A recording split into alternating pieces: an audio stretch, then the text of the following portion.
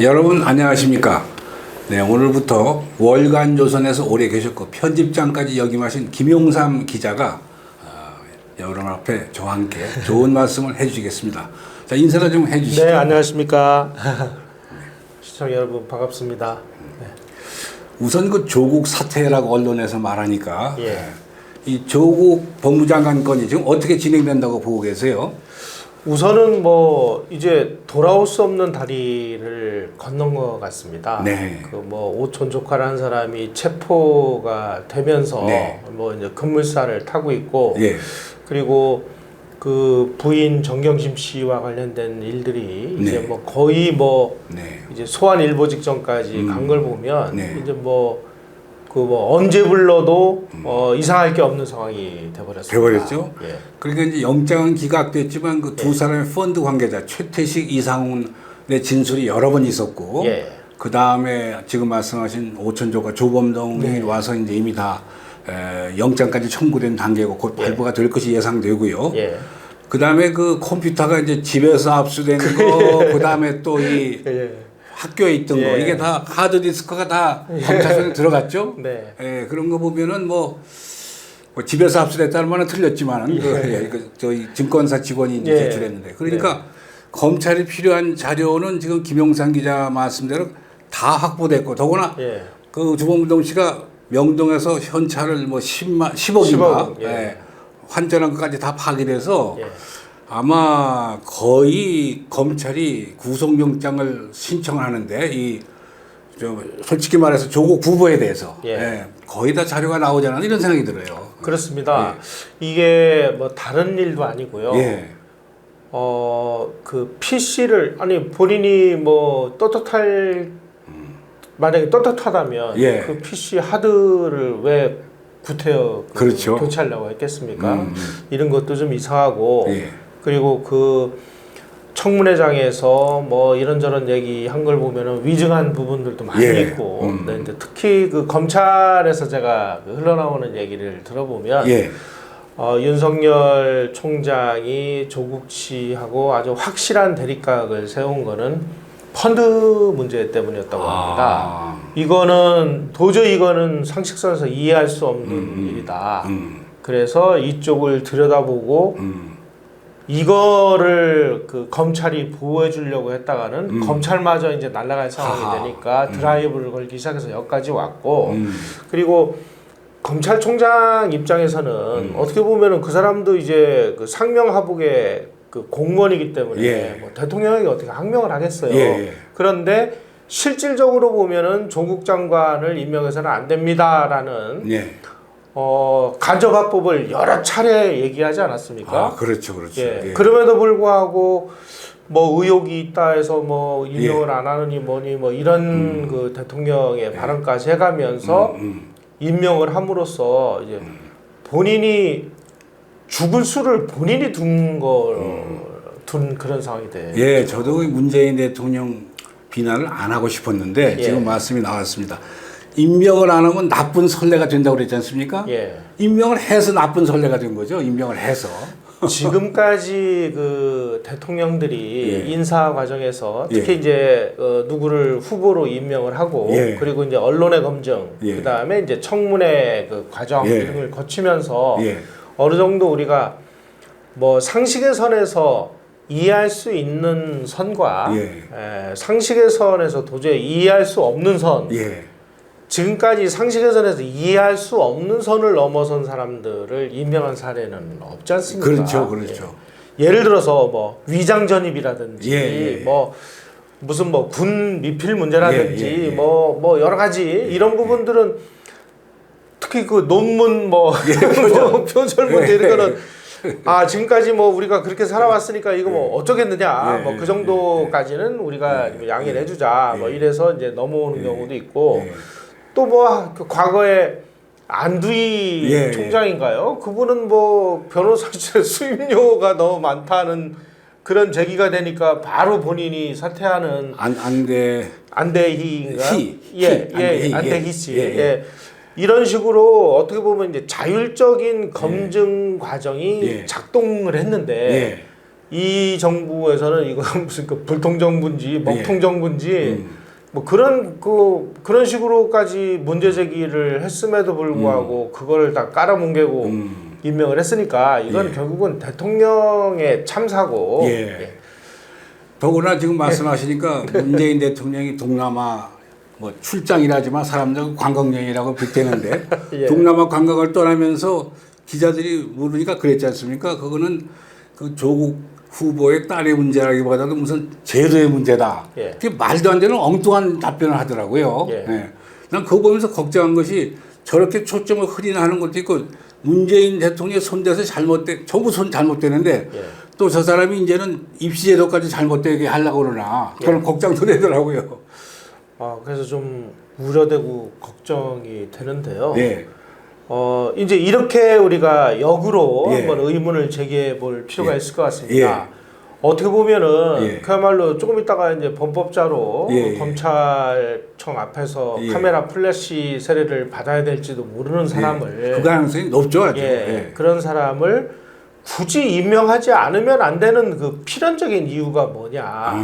오히려 역으로 이런 부분을 우리가 그 되짚어 보면 이분을 임명하지 않으면 안 되는 무슨 필연적인 이유가 있지 않으면 이런 인사는 저는 이루어질 수가 없다고 봐요. 그리고 있었으면은 문재인 대통령이 충분히 설명을 했어야 됩니다. 국민들 앞에 나와가지고 이러이러한 점 때문에 많은 문제점이 있음에도 불구하고 임명할 수밖에 없다. 근데 그런 설명을 할 수가 없었겠죠. 왜냐하면 그런 사유가 설명할 수 있는 납득할 만한 사유가 뭐가 있겠었어요. 그래서 저는 이제 두 가지 문제를 한번 생각을 해봤는데요. 첫 번째로는 문재인 대통령이 찾는 법무장관은 법치의 확립을 위한 법무장관이 아니고요. 자기가 원하는 코드의 법무장관. 그러니까 문재인 대통령이 지금 이념적으로 볼 때 자유민주주의를 지향하고 있다라고 믿는 사람들이 별로 없는 것 같아요. 그래서 본인의 코드에 맞는 이념 성향의 법무부 장관을 추리다 보니까 이 사람 이런 그 좀 하차투성이의 인물밖에 없지 않느냐 하는 하나의 가정. 또 하나의 가정은 지금까지 우리가 전두환 대통령 시절서부터 문재인 대통령에 이르기까지 5년 단임을 지금 전두환 대통령이 7년 단임을 했죠.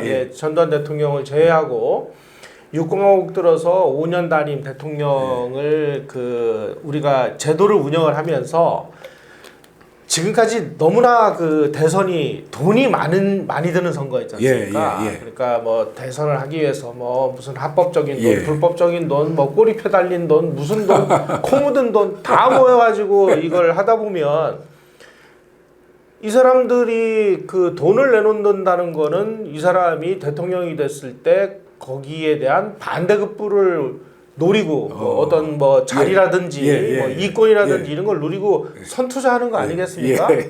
그런 입장에서 보면 지금까지 역대 정부에서 보통 2년 차에서 3년 차로 넘어가는 요 무렵에 항상 그 권력형 게이트가 폭발했습니다. 뭐 전두환 시절에 보면은 이철이 장영자 사건이라든지 김대중 정부 시절 보면은 뭐 연정이 온로비 사건이라든지 뭐 이런 아주 크고 작은 아주 대형 아주 시한폭탄들이 보통 2년 정부 2년 지나면서 이제 터지기 시작하는데 이건 무슨 뜻이냐? 그런 대선 때 뭐 이러저러한 돈을 모은 사람들이 뭐 나는 왜 자리 안 주냐, 나는 얼마 냈는데 뭐 이런 얘기들이 떠돌면은 골치 아프잖아요. 그래서 이거를 이제 판도라의 상자에다가 가둬놓고 이제 권력의 힘으로 찍어 누르는 거죠. 그런데 이 권력의 힘이 2년 정도까지는 누르는 힘이 강하니까 이 판도라 상자의 뚜껑이 열지를 않습니다. 그런데 이게 2년 지나면서 여기저기서 누수 현상이 벌어지면서 누르는 힘이 약해지는 순간 튀어나오는 힘에 못 이겨가지고 이 판도라 상자의 뚜껑이 열리면서 이제 권력형 비리 게이트가 터지는데 문재인 정부라고 해서 뭐가 다를 게 있겠습니까? 그러니까 아마 문재인 정부의 그 문재인 대통령이나 핵심 인사들은 이렇게 판단을 하지 않았을까?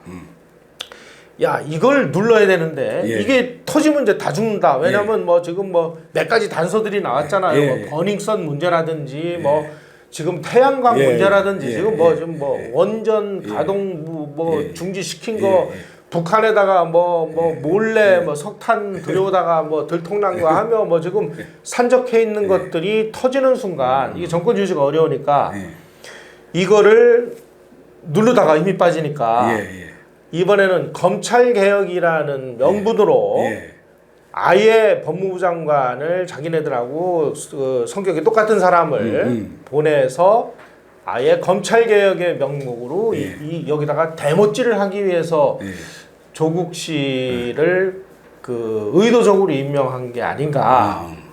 뭐 그런 분석이 아주 설득력이 있고요. 네. 뭐 또 조국 씨는 자유주의자 면서라는 말 전제됐지만 스스로 사회주의자임을 자인했잖아요.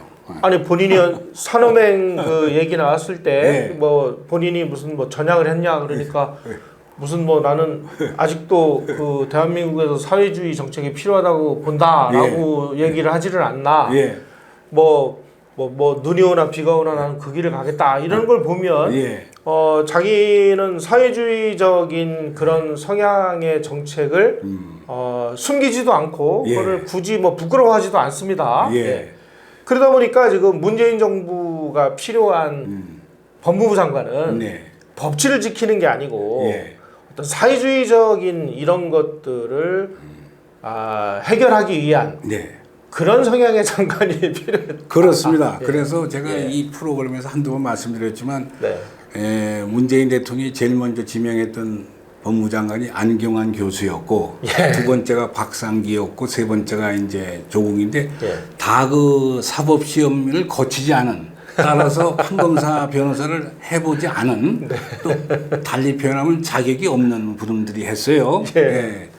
근데 이제 그것이 지금 바로 그런 이유 등등해서 어떻든 검찰의 힘을 빼려고 하는 그런 입장에서 사람은 그런 거거든요. 지금 보면은 검찰을 개혁한다는 이름으로 온갖 지금 힘을 지금 다 빼는 작업을 지금 하고 있지 않습니까? 공직수사처를 만들겠다, 수사권은 경찰에 주겠다. 뭐 그런 작업을 지금 진행하는 사람으로서 적극적으로 조국을 선택한 거죠. 근데 이제 어떻게 되겠습니까? 지금 잠깐 언급을 하셨는데 이제 조국 부부의 운명은 뭐 시간 문제죠. 어차피 그 자리에서 조국 장관 있을 수도 없을 것이고 또 법의 심판을 벗어날 수 없겠는데 이것이 가져오는 충격파. 작게는 문재인 정부, 크게는 우리나라 전체 어떤 그 후폭풍이 있을까요? 일단은 조국 장관은 이제 거의 다 끝난 것 같고 그렇습니다. 이제 문제는 문재인 대통령 인사권자의 책임을 묻는 그런 일들이 아주 굉장히 크게 벌어질 것 같고요. 결국은 어떤 인물을 쓰느냐 안 쓰느냐는 결국은 그 인사권자의 책임이니까 문재인 대통령이 이 책임을 피해갈 수 없을 것 같고 문재인 대통령의 책임을 그러면 어떻게 물을 거냐? 내년 4월에 가서 내년 4월까지 기다렸다가 무슨 총선에서 무슨 표로 심판할 거냐? 아니면 그 이전에 지금 곳곳에서 일어나고 있는 문재인 하야 운동이라든지 퇴진 운동으로 연결돼 가지고 어느 순간에 폭발할 것이냐 하는 것은 이제부터인 것 같아요. 지금 시국 선언, 또 하야 요구하는 여러 가지 집회. 특히 이제 그 문재인 정부의 권력 기반의 하나인 지지 기반의 하나인 호남에서 목회자가 여러분이 시국선언을 하고 나오지 않습니까? 이게 심상치 않은 것 같아요. 그렇습니다. 더군다나 지금 그 교수들 시국선언이 지금 연이어서 진행이 될 것 같고요. 결국은 이 소위 말하는 그 진실을 아무리 가리려고 해도 이거를 본인들이 완벽하게 가릴 수 있다고 믿으면 큰 착각이죠. 그렇습니다. 이제 제일 저는 의미 있게 보는 게 지금까지 그야말로 기레기라고 지탄을 받던 언론들이 조금씩 그 최면과 마취해서 깨어나서 이제 제정신을 차리려고 하는 것 같습니다. 적절한 지적입니다. 언론의 정의가 이것으로 문재인 정부를 심판해야 될 날이 저는 곧 다가올 것 같습니다. 그 마지막 대목이 그러니까 좀 더 구체화시키면 MBC라든가 KBS 그렇습니다. 한겨레 신문에서마저 지금 문제가 그렇습니다. 이런 정권에 의해서 길들여졌던 그 언론 매체들이 조금씩 목소리를 높이고 또 넓혀가고 있어요. 네. 이것은 아주 상당히 하나의 부산물인데 예. 긍정적인 부산물이죠. 예. 예. 저도 뭐 언론인의 한 사람으로서 예. 지금 그 현역에서 뛰고 있는 정말 적는 예. 정의와 양심이 살아있는 예. 그 기자 여러분에게 당부드립니다. 예. 언론의 역할은 감시와 비판입니다. 예. 정신 차리십시오. 예.